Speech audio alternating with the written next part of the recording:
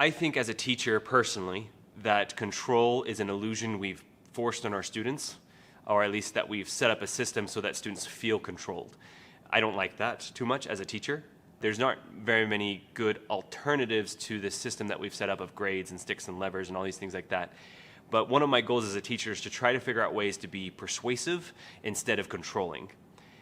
So some ways I use to balance that is I've set up goals for students. Instead of me saying, hey, this is what you're going to do, I say, this is what we need to do, and here's some goals that you can set if you're interested in getting the grade, right? It's just simply reward, benefit kind of a situation.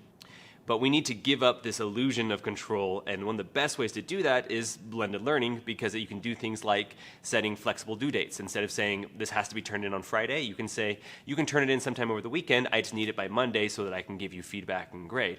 It's easier to leave comments and commentary on what they're trying to do in their project if you've set up your projects right. For example, if they're conducting a scientific experiment, that they set up that scientific experiment on something they're interested in, and you break your project into smaller chunks.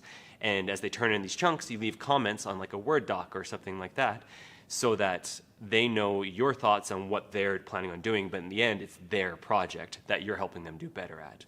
And as you give them reviews and stuff on the rubric that you've hopefully set up beforehand and you can show them where they are on the rubric, that can help out dramatically with just keeping it their project, and you're their assistant instead of you're their taskmaster and you have control. You are persuading them to learn the things you need to learn.